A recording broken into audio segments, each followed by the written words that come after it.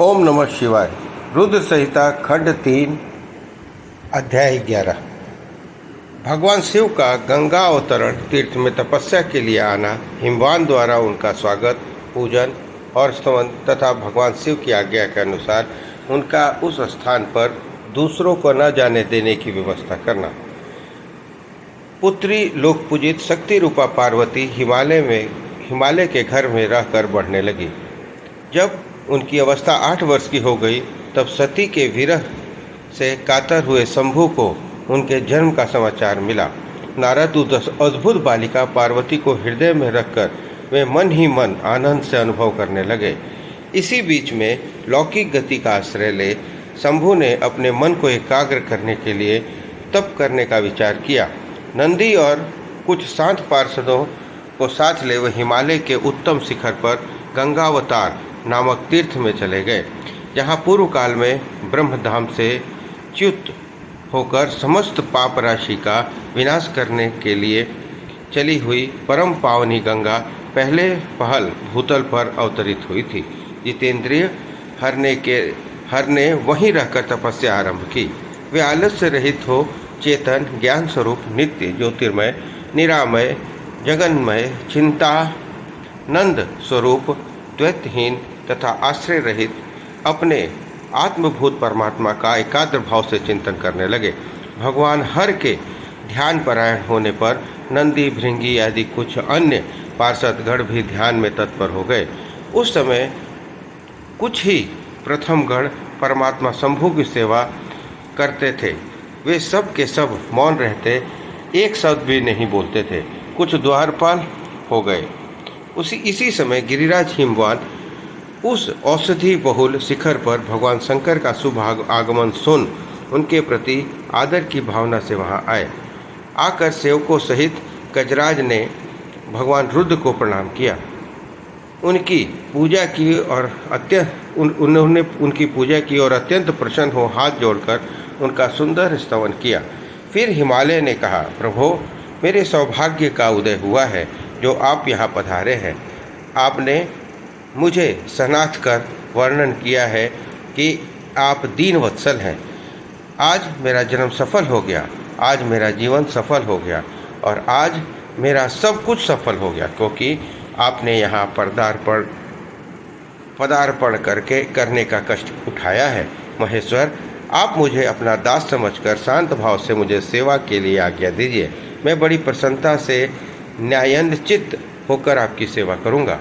ब्रह्मा जी कहते हैं, नारद, गिरिराज का यह वचन सुनकर महेश्वर ने किंचित आंखें खोली और सेवकों सहित हिमवान को देखा। सेवकों सहित गिरिराज को उपस्थित देख ध्यान योग में स्थित हुए जगदीश्वर वृषभध्वज ने मुस्कुराते हुए कहा। महेश्वर बोले, शैलराज, मैं तुम्हारे शिखर पर एकांत में तपस्या करने के लिए आया हूँ। तुम ऐसा प्रबंध करो जिससे कोई भी मेरे निकट न आ सके। तुम महात्मा हो, तपस्या के धाम हो और मुनियों देवताओं राक्षसों और अन्य महात्माओं को भी सदा आश्रय देने वाले हो। द्विज आदि का तुम्हारे ऊपर सदा ही निवास रहता है। गंगा से अभिषिक्त होकर सदा के लिए पवित्र हो गए हो। दूसरों का उपकार करने वाले तथा संपूर्ण पार्वती के सामर्थ्यशाली राजा हो। गिरिराज, मैं यहाँ गंगावतरण स्थल में तुम्हारे आश्रित होकर आत्मसंयम पूर्वक बड़ी प्रसन्नता के साथ तपस्या करूँगा। शैलराज गिरिश्रेष्ठ, जिस साधन से यहाँ मेरी तपस्या बिना किसी विघ्न के चालू रह सके, उसे इस समय प्रयत्न करो।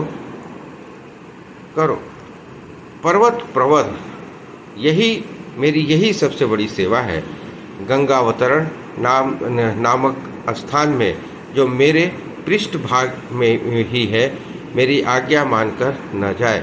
यह मैं सच्ची बात कहता हूँ। यदि कोई वहाँ जाएगा तो वह महादुष्ट हो, मैं विशेष दंड दूंगा। मुने इस प्रकार अपने समस्त गणों को शीघ्र ही नियंत्रित करके हिमवान ने विघ्न निवारण के लिए जो सुंदर प्रयत्न किया, मैं उसे बताता हूँ, सुनो। इस प्रकार अध्याय 11 समाप्त हुआ। बोलो हर हर महादेव। ओम नमः शिवाय। अध्याय 12। हिमवान का पार्वती को शिव की सेवा में रखने के लिए उनसे आज्ञा मांगना और शिव का कारण बताते हुए इस प्रस्ताव को अस्वीकार कर देना। ब्रह्मा जी कहते हैं, नारद तदंतर शैलराज हिमालय उत्तम फल फूल लेकर अपनी पुत्री के साथ हर्षपूर्वक भगवान हर के समीप गए। वहां जाकर उन्होंने ध्यानपरायण त्रिलोकनाथ शिव को प्रणाम किया और अपनी अद्भुत कन्या काली को हृदय से उनकी सेवा के लिए अर्पित किया। फल फूल आदि सारी सामग्री उनके सामने रखकर पुत्री को आगे करके शैलराज ने शंभु से कहा, भगवान, मेरी पुत्री आप भगवान चंद्रशेखर की सेवा करने के लिए उत्सुक है, अतः आपके आराधना की इच्छा से मैं इसको अपने साथ लाया हूँ। यह अपनी 2 सखियों के साथ सदा आप शंकर की सेवा में रहे। नाथ, यही आपका मुझ पर अनुग्रह है जो इस कन्या को सेवा के लिए आज्ञा दीजिए।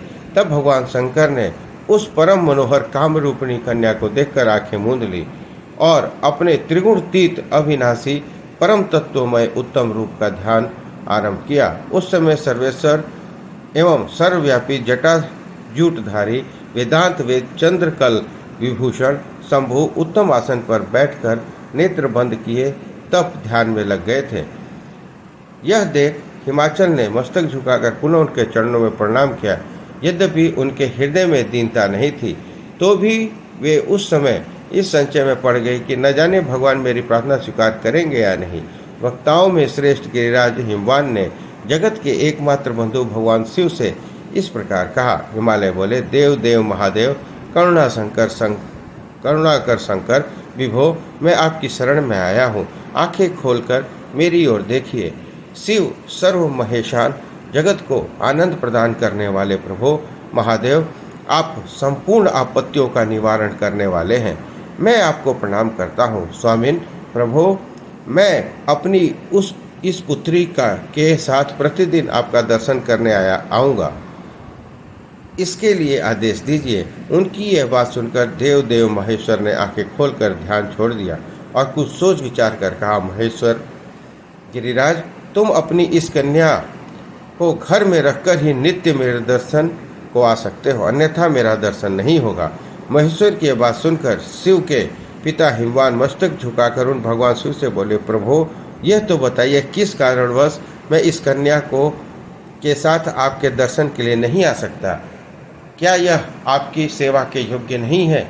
फिर इसे नहीं लाने का क्या कारण है? यह मेरी समझ में नहीं आता है। यह सुनकर भगवान वृषभध्वज शंभु हंसने लगे और विशेषतः दुष्ट योगियों को लोकाचार का दर्शन कराते हुए वह हिमालय से बोले, शैलराज, यह तुम्हारी सुंदर कटी प्रदेश से सुशोभित तानवंगी चंद्रमुखी और शुभ लक्षणों से संपन्न है, इसलिए इसे मेरे समीप तुम्हें नहीं लाना चाहिए। इसके लिए मैं तुम्हें बारंबार रोकता हूँ। वेद के पारंगत विद्वानों ने नारी को माया रूपिणी कहा है। विशेषतः युवती स्त्री को तपस्वी जनों के तप में विघ्न डालने वाली ही होती हैं। गिरिश्रेष्ठ, मैं तपस्वी योगी और सदा माया से निर्लिप्त रहने वाला हूँ। मुझे युवती स्त्री से क्या प्रयोजन है? तपस्वियों के श्रेष्ठ आश्रय हिमालय, इसलिए फिर तुम्हें ऐसी बात नहीं कहनी चाहिए, क्योंकि तुम वेदोक्त धर्म में प्रवीण हो, ज्ञानियों में श्रेष्ठ और विद्वान हो। अचल राज, स्त्री के संग से मन में शीघ्र ही विषय वासना उत्पन्न हो जाती है। इससे वैराग्य नष्ट हो जाता है और वैराग्य न होने से पुरुष उत्तम तपस्या से भ्रष्ट हो जाता है। इसलिए शैल, तपस्वी को स्त्रियों का संग नहीं करना चाहिए, क्योंकि स्त्री महाविषय वासना की जड़ और ज्ञान वैराग्य का विनाश करने वाली होती हैं। ब्रह्मा जी कहते हैं, नारद, इस तरह की बहुत सी बातें कहकर महायोगी शिरोमणि भगवान महेश्वर चुप हो गए। देवर से शंभु का यह निरामय, निस्पृह और निष्ठुर वचन सुनकर काली के पिता हिमवान चकित, कुछ व्याकुल और चुप हो गए। तपस्वी शिव की कही हुई बात सुनकर और गिरिराज हिमवान को चकित हुआ जानकर भवानी पार्वती उस समय भगवान शिव को प्रणाम करके विशद वचन बोली। इस तरह अध्याय 12 समाप्त हुआ। बोलो हर हर महादेव।